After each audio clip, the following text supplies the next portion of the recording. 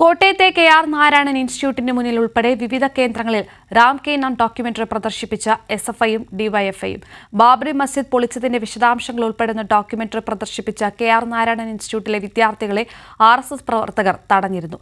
ഇതിൽ പ്രതിഷേധിച്ചാണ് പരിപാടി സംഘടിപ്പിച്ചത്.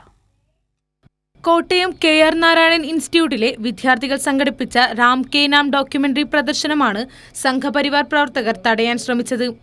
സ്റ്റുഡൻസ് കൗൺസിലിന്റെ നേതൃത്വത്തിൽ ക്യാമ്പസ് കവാടത്തിലായിരുന്നു പ്രദർശനം ക്രമീകരിച്ചത്. ഇതിന്റെ പേരിൽ വിദ്യാർത്ഥികളെ കയ്യേറ്റം ചെയ്യാനും ശ്രമമുണ്ടായി. ഫിലിം ഇൻസ്റ്റിറ്റ്യൂട്ടിനു മുന്നിൽ സംഘടിപ്പിച്ച ഡോക്യുമെന്ററി പ്രദർശനം എസ്എഫ്ഐ സംസ്ഥാന സെക്രട്ടറി PM ആർഷോ ഉദ്ഘാടനം ചെയ്തു. ഇവിടെ നിന്ന് പിരിഞ്ഞു പോകുന്നതിന് മുൻപ് ആ സംഘപരിവാരത്തിന്റെ ക്രിമിനൽ കൂട്ടങ്ങൾ വിദ്യാർത്ഥികളോട് പറഞ്ഞത്, ഇനി ഒരിക്കൽ കൂടി ഈ തെരുവിൽ നിങ്ങൾ ഇത് ആവർത്തിച്ചാൽ, ആരു തന്നെ ഈ ഡോക്യുമെന്ററി പ്രദർശിപ്പിച്ചാലും ആ പ്രദർശിപ്പിക്കുന്ന ആളുകളുടെ കൈവെട്ടിയതിനു ശേഷമേ സംഘപരിവാരം പ്രവർത്തനം അവസാനിപ്പിക്കൂ എന്ന നിലയിലുള്ള വെല്ലുവിളിയായിരുന്നു സംഘപരിവാറിന്റെ ക്രിമിനലുകൾ ഉയർത്തിയത്.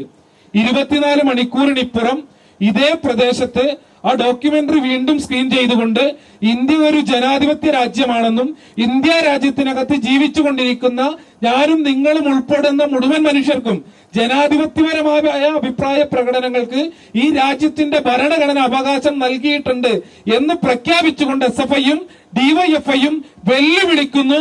ഈ ക്യാമ്പസിലെ എന്നല്ല, ഈ പരിസരത്ത് നിൽക്കുന്ന ഒരാളുടെ രോമത്തിൽ തൊടുന്നതിന് വേണ്ടി ശേഷിയുള്ള ഏതെങ്കിലും ഒരു സംഘപരിവാരുകാരൻ ഈ പരിസരത്ത് അവശേഷിക്കുന്നുണ്ടെങ്കിൽ നിങ്ങൾക്ക് ഈ ഘട്ടത്തിൽ ഇങ്ങോട്ട് കടന്നു വരാം.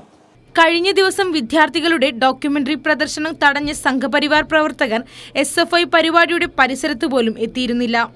വിവിധ കേന്ദ്രങ്ങളിൽ ഡിവൈഎഫ്ഐയുടെ നേതൃത്വത്തിലും പ്രദർശനം നടന്നു. കൈരളി ന്യൂസ്, കോട്ടയം.